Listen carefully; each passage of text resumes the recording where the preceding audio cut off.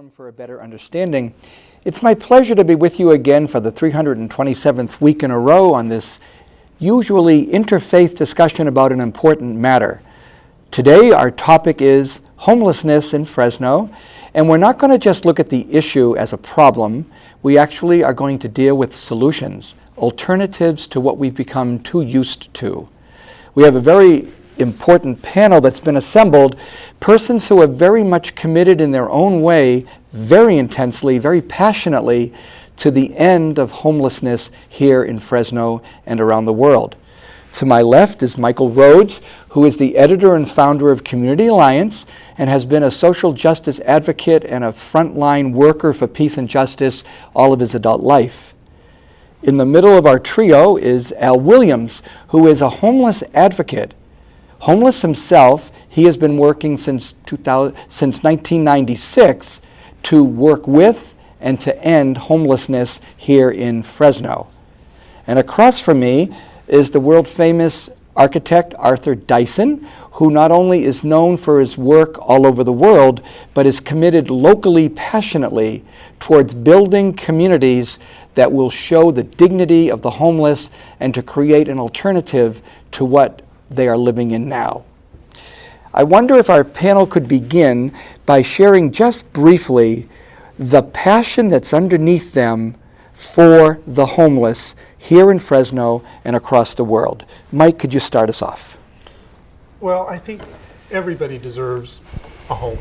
And I think it's shameful that we don't have an economic and political system in place that provides for housing and dignity for every human being. Al, what is your burning fire on this one? After being homeless for 14 years myself here in Fresno, I recognize the fact that much more could be done to help homeless people at a more economic price than what's being spent now to help less people. And that accomplishment should be in the near future, hopefully. Thank you. Arthur, what puts the fire in you? Well, of course, as an architect, we're always looking at better ways to house human beings and advance the human condition. But I've always felt that a good measure of character for a community is the way it treats its most vulnerable citizens. And I don't think we've done as good a job as we could have in that area. Mike, a perfect lead-in to your question is, we have failed, you said at that forum at the Fresno Art Museum, miserably. Would you like to just put on the table those three issues that you think viewers need to keep in mind about the situation of the homeless here in Fresno? Well, we can do a lot better than we're doing on this issue, Jim. As you know, there are more homeless people on the street today than there have ever been. And that's in spite of considerable effort that has gone into addressing the issue of homelessness. The problem is that there are big plans in place to end homelessness, but those plans aren't being implemented. Perhaps there's not enough resources to do that. The economy has gotten worse over the years. What I would like to suggest is that we need to do something for the people that are homeless and that are on the streets right now. And what I suggest that the city of Fresno and the county could do immediately to dramatically improve the lives of homeless people is to provide them with the same basic public services that we all enjoy. Drinking water, portable toilets, and trash bins. Not too much to ask. It's a very simple proposal. And even these things are not being provided. The city and the county refuse to provide those basic public services for our most needy citizens that are literally living on the streets. There's huge encampments downtown, and the people that live there have no access to drinking water, to portable toilets, or trash bins. This could be easily remedied within a week if their political will was in place. It wouldn't cost that much. None of these things cost a lot of money. There's pipes underground that could be tapped for drinking water. The city runs the trash services. That could be put in place very easily. And portable toilets just aren't that expensive to provide. There's 4, 5, 6 camps in town. That should be done immediately. The second thing that needs to be done is that there needs to be a safe and legal place for people to go. People shouldn't have to live on sidewalks. There should be an environment that is nice. We will talk more about Art's idea later, but that is a great concept for transitioning people off of the streets. Third, everybody deserves housing, and there are plenty of houses and apartments in Fresno. There's no lack of housing. That's not the problem. The problem is the economic and political system that puts profits before people's needs. So if we lived in a society that was compassionate, we would have a way of providing the basic housing. The houses are sitting there abandoned, foreclosed, and bank owned, and there are homeless people on our streets. We need to remedy that situation. Al, you've been in that system. You don't observe it or write about it, you live it. Tell us your observations even on what Mike just shared, how easily you see this being resolved and how there is no will to do this. Well, as Mike said, the solution is very simple. If the politics in the city would actually apply what can be done. I've lived the homeless life for many years, 14 years to be exact. And during that time, I chose a different path other than downtown, which was in the Rhodes Park area. With a little help, people can actually get off the streets with just a little bit of help if given the opportunity. As many people may know, I was part of the Parkside crew. This whole entire crew has housed themselves without the help of politics or the government or local government, with the exception of some of them receiving food stamps. And they have worked their way from them living in the park under a tree into substantial housing now by themselves. That just shows that if the city would apply an effort to accomplish these things, it can be done quite easily, especially with the finances that they spend and not achieving anything. You know, we've been showing, I think, some slides of the encampments, which are sort of what people think the situation is. People live in those little tent things. On the other hand, I think Mike and Al would know that's the tip of the iceberg, that's not even the real picture of homelessness in the valley. I agree. They have a thing called the invisible homeless person or the phantom homeless. Such as I was living in Rhodes Park, the downtown area, most people focus on because it's so much in the public's eye and such large numbers sitting there, and it's in the downtown area. So when they go by, that's what they picture, and they think that's the majority of the homeless people in Fresno, where actually it's only about less than 20% live downtown. The majority of the homeless people, out of at least 15,000, I would say, the city acknowledges 10,000. How many people do that leave living homeless, invisible in the city? You know, when you subtract the people that live downtown, which is probably 2,000 at the most now. So that leaves another 8,000 that's invisible, making it on their own, but yet and still not seen by the public. So the picture you see up there on the screen now is the general public idea of a homeless person, which is an illusion. Most homeless people do go to work, do have an income, but need a little help to get into an apartment, and with a little help they can be self-sufficient, such as myself. Al, tell us more about this invisible person, and also the fact that they get up, they go to work. This is what people, I think, they need to hear it again. I need to hear that again. Well, as I said, there's probably 2,000 homeless people downtown that people actually focus on and observe. The people that lived in Rhodes Park, people that live north of Shaw, the homeless people north of Shaw, homeless people in Woodward Park, most of them get up and have some kind of income. They do not rely on the rescue mission. They do not rely on the Paparola House. Out of 14 years, I myself never spent one night in the rescue mission, and the only time I at the Paparola House was on a tour. Wow, wait. You know, and And the general public need to actually realize that the illusion that they see downtown is just an illusion. It's not, it's a small part of what's happening. And most of the people that are homeless actually can get up and do something with a little bit of help. Now let's move from illusion to vision.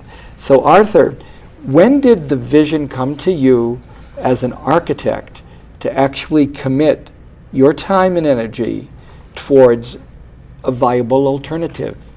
Well, I think it started years ago. We're located downtown. We've been downtown for 35 years. And there are a lot of homeless folks down there, and we got to know a number of them and could see the plight and the conditions that they were in, but they live in a world of despair. They live in a pit of darkness, and so you asked what drove me. People like Mike and Al, with their passion, are the things that drive me, because they're people that are carrying the torch, the light to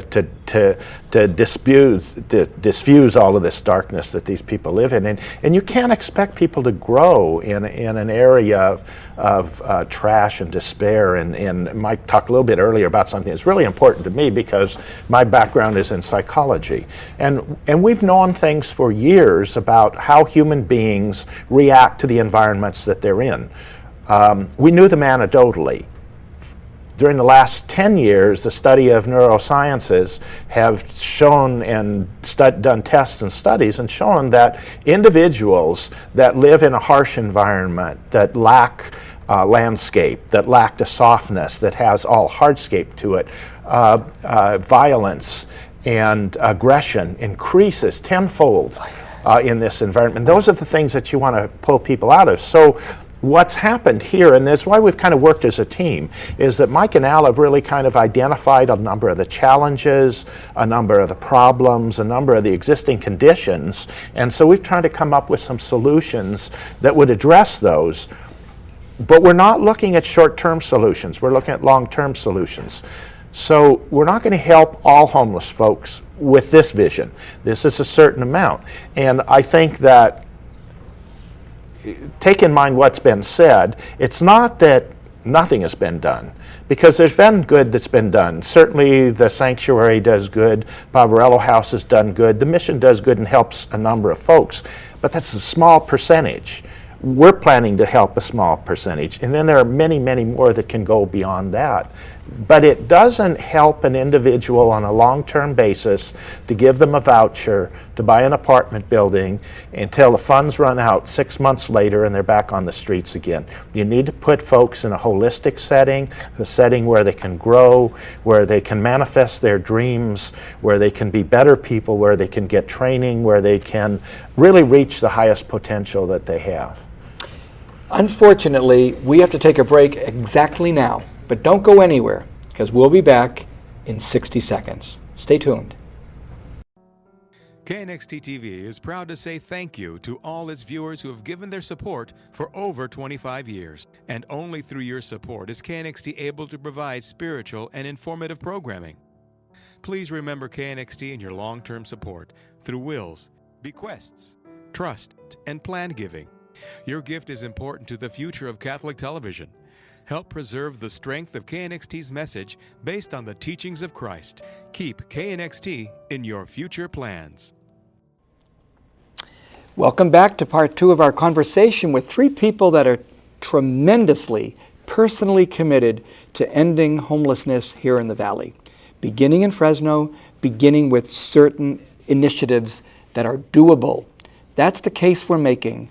These things are feasible, they're viable, they're doable. Arthur, could you give some flesh to some of these concepts? We've got some slides you sent us from your office. Can you talk to us about the Eco Village concept? I can, and the Eco Village is a shared housing, a co-housing type of a development that is in a holistic setting. It's in an environment of plants and landscapes. It has individual living units, and we can kind of get into those later, that folks will live in. This is, you have to be very careful on the number of folks that you put in here. So we're not building a concentration camp, we're building a community. We're building a community of folks that have like-minded skills also. So you might have a community of artists, you might have a community of folks that do woodworking skills, metal skills, You would have, for the shared housing, across from the units, you would have, and all these buildings would be built out of straw bale and used tires and a lot of different things like this. But it will have shared showers, kitchen, dining room facilities, laundry facilities, and then a big part of this will be an economic driver. So whatever these folks are capable of, there will be a commercial retail outlet for that on the site. And the idea is that folks would live here, they would learn for maybe a year. After a year, they will have an established address, they can receive mail, they can fill out a job application, they will have a 1-year employment resume. They will have learned skills. Each community will be sponsored by either Fresno Pacific or Fresno State University, where the departments of sociology, psychology, economics, biology, cultural anthropology, urban anthropology will help inform them and guide them along the way to how to manage money, how to operate, how to become all that they want to be. So in a nutshell, that's kind of a broad brush of the eco-village. It has all sustainable materials, rainwater harvesting, photovoltaic cells for electricity. It will generally be off the grid, generate its own electricity, power, geothermal power, all non-toxic recycled materials. Mike, I got to ask you the response to Arthur here. You give us those pictures of where you do your work and you see what they're living in now, what people are just forced to live in. How do you see the transition happening, and is it as doable from your point of view as Arthur and Al are convinced it is? You know, the really amazing thing, Jim, is that it would be less expensive for us to do what Art is talking about than what exists today. The encampments that exist today and the system of shelters and social services that provide for people, it creates a whole world in and of itself that is self-sustaining. And it costs up to $100,000 per person to maintain homeless people in the environment that you see today. It's like prisons. They're like, we can afford, we say we can, but we can't. But that's where our money is going, maintaining what you don't want to maintain. And the challenge is in that transition, in looking at this in a new way so that we can do better for people. We don't have to put up with or allow to continue the system that we have. We can change this. It's in our power to do it. Art is a visionary. He's come up with a concept of taking this. Look, you can either have the kind of homeless encampments that we were looking at on the screen a few minutes ago, or you could have eco-villages all around set up so that people are put back on a pathway to living a better life. Which would you rather have? Which would you rather have? Now, you're working along with Art on this. Tell us about how you wound up getting integrated into Arthur's vision. Well, Art and I met several years ago when I was on the task force, the 10-year task force to end homelessness. How's that going? It ain't working. Anyway, Art came up with the eco-village concept at that time, and throughout the years, he got to know us pretty good and visited us out at Rhodes Park and our little invisible encampments. And the amazing part about it, about a year ago, last year at Fresno State, several of the homeless people went out and actually helped put together these eco-village units. And worked with college students side by side, worked with instructors and professors side by side, which is something most people think that homeless people cannot do. Oh yeah. But we accomplished something that the city don't recognize or show the public that homeless people can really do. And the eco-village is definitely a way to go to end homelessness for at least 40% of people, which at the rate of 10,000 people would be 4,000 people off the streets. And they can the homeless people can actually help build their own house where they can sleep in. They, like Art said, they'll have a place to sleep. They'll have income coming in. They'll have resumes. And it's so simple. It's such a simple solution. And homeless people want to do this. This is something they want to do and participate in. And to deny them that just don't seem humane. No.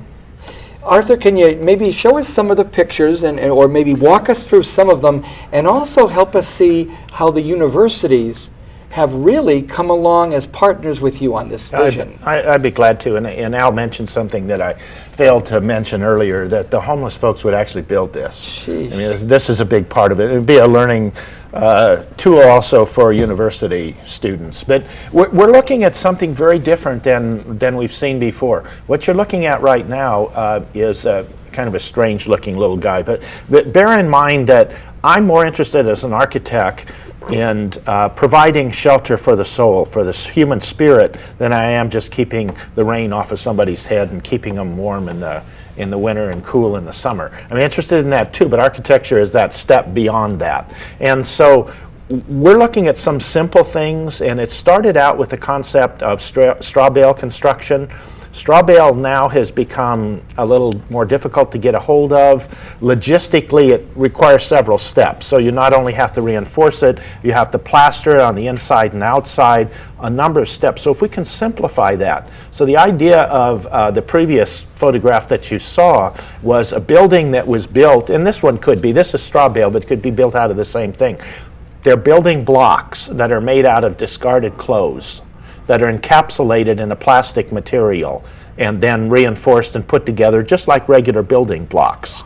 So that they're highly insulated, they're non-toxic, they're very colorful. We'd separate them so we'd have all reds or blues or whatever color we wanted to use, or shades in it.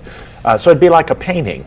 These are some that were constructed out of used just styrofoam panels that have a tape, kind of a packaging tape over them as a sealer. Now what we plan to do is build these and the building block materials through the College of Engineering at Fresno State, and we'll run tests on these. So we'll load test them, we'll test them for water, for wind. Once you have one of these, this is one here, it's almost like a cocoon. Yeah. It has a number of things there's a solar chimney on top and a number of things here. But what's really interesting is for these things themselves also, in our environment, what you want to do is build a building that in the wintertime has a sealer and heavy insulation on the north side and the west side where we get those winds.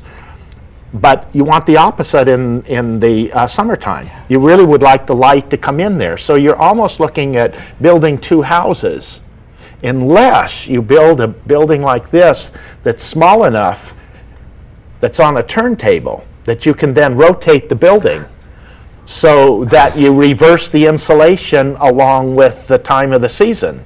That's something that hasn't been done. That's a very easy way of using nature. Now, what you're looking at right now is another concept of using these large 10-foot diameter concrete drainage pipes that can be put together, and you see they're put around and make a little community of 5 or 6 folks together.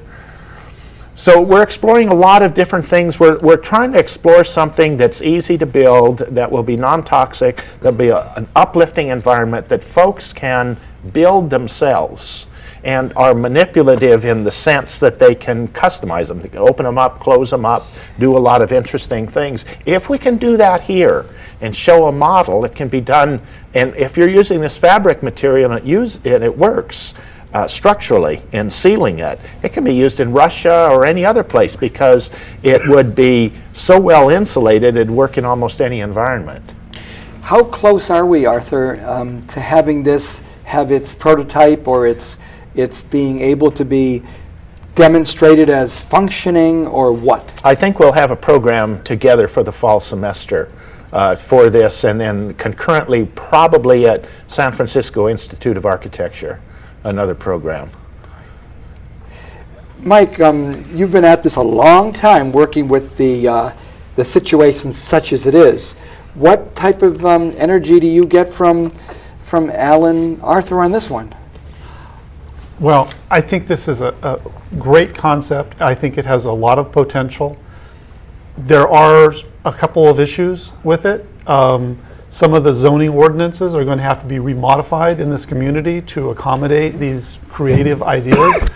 Things have been set up rather rigidly for sometimes good reasons, sometimes not so good reasons, but things have to change in order for us to do better. And I think that, that we're on the right track here. This is where we want to go with this, and this will be make life better for homeless people. It will change their lives and move them forward so that they can live the best lives that they can.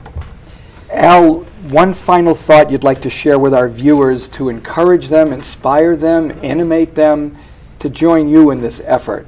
What can you tell our viewers? Well, there's a huge number of homeless people who at this moment are ready to go to work and build their own little unit. All we need is a little place, some land, a safe ground. Starting off with one would be fine.